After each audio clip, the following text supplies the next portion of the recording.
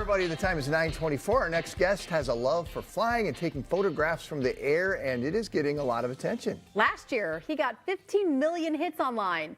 He lives here in the Twin Cities, but some of his favorite spots for photos is near the North Shore. Nathan Klok is giving us a tour of northern Minnesota through his very incredible photographs. Nathan, thanks for joining us today. Thanks so much for having me. You are a very talented man, and for people, if you're not following him on social media, we'll tell people where to find you in a little bit. I feel like you have a special eye for this. Yeah, I love what I do. As you can see, I do a little bit of everything from photography in the ground and the air. Yeah, Minnesota has a lot to offer, and northern Minnesota is the most beautiful place you can ever visit, for sure. How did you get into photography? I mean, is this something you enjoyed as a child? Did you take a class on it? Yeah, as a child, my dad, he works for the airlines, and growing up, I had flight benefits, which was a great thing to have. So through that, I was able to see 2/3 the United States, 15 countries, but unfortunately, after graduating college, I lost the flight benefits. After that, I still always had a camera in hand and decided, hey, let's go up north, and yeah, found that northern Minnesota has just as much beautiful sights to see as the rest of the world does. So we're showing some of these northern lights photos. I know that it's got to be a particularly tricky thing to try to capture. Mm-hmm. It definitely can be. Sometimes you get lucky, such as the photo that's being shown right now, and you just have the aurora dancing outside the window of your plane. But yeah, look at that. Yeah, sometimes you have to drive a long ways to get to some dark skies, and you might get skunked. But the thing is, you got to have fun throughout the whole entire process and know that there's going to be a next chance always. Okay, so there was a photo that we just had on. It had an outline of Minnesota. Mm-hmm. And I think that some people might look at this and go, oh, it's a pretty picture that he put an outline of Minnesota in. Mm-hmm. That is not the case. Tell me about this photo. No, that's completely real. The Minnesota was actually flown with a drone. So I had a light attached to the top of my drone. I used some software to create the state of Minnesota. So I had to figure out a bunch of technical things with latitude, longitude, height, plot it in Google Maps, and see, hey, if this works. But that was one of my favorite locations as well. It's a tree near where I grew up. I don't want to give too many specifics about it because it's a super important place to me. But yeah, any time of day, any time of season, love to shoot that tree, and figured, hey, let's throw a unique spin on it. So the Minnesota was shot with a drone and then a camera from the ground? Correct, yeah. So the drone had a light on top of it. I think I used a bike light at the time and used a opaque film canister that you could see the light in all directions. I had a camera on the ground shooting time lapse and just put all the photos together to create that scene that you're seeing right there. That just the creativity of that. I mean, that's no one would have thought of that. So let's take a little bit of a tour. Let's start in Duluth Two Harbors, and I think these are some of the photos that I first noticed of yours. I mean, it is just such a picturesque place. This is a drone shot that you captured there, right there, the lift bridge. I mean, how long does it take to get a shot like that? Sometimes you get lucky. When the ice is coming out of the canal, sometimes like the photo being shown right there, you have to be up there when it feels like 50 below. That photo that's being shown right now was captured a week ago today. Felt like 30 below with the sea smoke coming up. I love this. And sometimes you get lucky too, and you're out gosh. there when you get some iced up ships are coming in. But yeah, seeing that one of the Lee A. Tregurtha coming in with the ice shards in the canal was just spectacular from both the ground and the air. That was a week ago too, right? And this one too? That one was a couple years ago, actually. But the one with the boat was just Correct. last week? That was a week ago. Wow.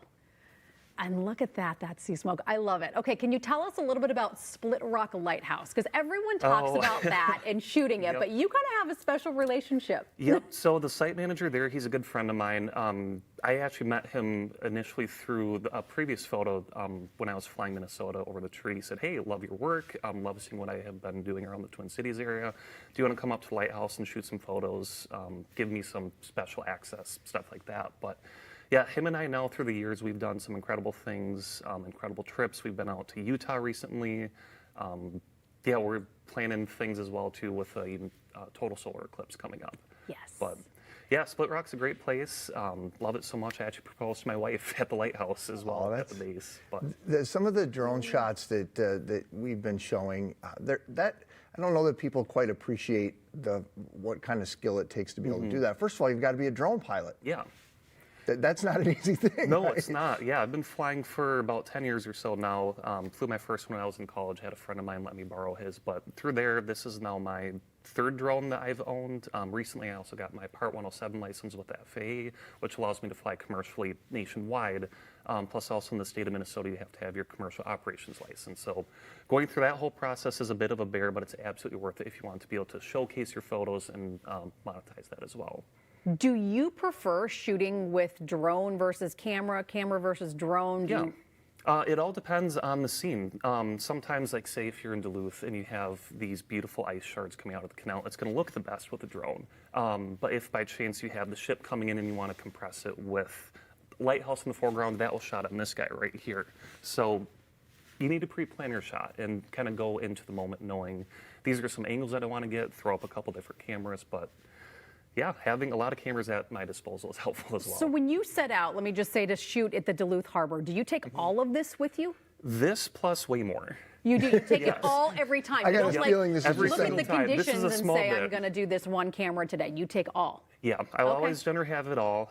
Yeah, I'm actually planning a trip up to the North Shore again this weekend to hopefully capture moonrise behind Split Rock Lighthouse, but I'll be doing that on this setup here. I'll probably have some smaller guy. ones with me, and yeah, I own somewhere, honestly, around 30 to 40 cameras. Some of those range from film ones to my digital ones, but my actual digital cameras that I do own, I use around eight on a daily basis. We're showing some shots of Silver Bay area. What is it about this area that you like?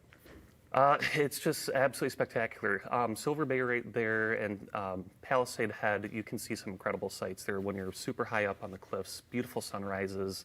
I've been up there before to shoot comets. Tetagook State Park just north of there, you get some incredible waves. But yeah, when you get big 20-foot waves rolling in, they crash up against the shore and they go over your head. I was... Yeah, about a month ago, I was up there shooting some of these wave ones. That was the most wet I've ever been in my life, and I always like to joke, I just feel like I dried off from how wet that I was. I'm glad you pointed that out because I don't know that everyone always thinks about what it takes to be able to get these shots. You're going in some places that can be quite harrowing, particularly in a storm like that. Yeah, it's very unforgiving. Yeah, the thing about that, definitely make sure that you do go with a friend, have somebody with you, and let people know where you're going to be at all times. Nothing's ever going to be 100% safe, but we try to be as safe as we can. Yeah. Yeah. All right, take us to Cook County. You've got some great shots up there, Arrowhead region that you love. Yeah, so that one was shot on top of a fire tower near the Canadian border. That was a spectacular moment to see. I remember getting to the top of the 100-year-old rickety fire tower, and we had winds whipping probably 50, 60 miles an hour. The thing is shaking. Oh my gosh. And yeah, we made it out just before the storm did come in. That one is High Falls. Ooh, High Falls, yeah. Yeah, at Grand Portage State Park, we were lucky enough to be able to get the aurora that night, so you can see that behind the waterfall. Are all of these photos like planned days in advance? Like, Yeah. and they have to some be, of right? some of them have to be. Sometimes you get lucky. I've had shots before where I've planned months in advance, and you just obsess about it. You think about it daily. You think about it in your sleep, but sometimes you just get lucky. For example, that shot shown right now, I had my drone with me when I drove into work and just happened to have a beautiful blanket of snow over Loring Park. That is pretty. Yeah, a little bit of luck, a little bit of planning, but I always love to be able to capture the beautiful moment. And a lot of nice photos and equipment. Yeah. Well, Nathan, thanks for stopping by. Thank you so much Good for to get to having meet me. you. Pleasure. This was a lot of fun. We'll post Nathan's social pages on MinnesotaLive.com. And of course, he's got a great deal for you too, folks. You saw a photo that you like, make sure that you use code KSTP on his website. You'll get 25% off prints. That deal is good, by the way, through the end of the month.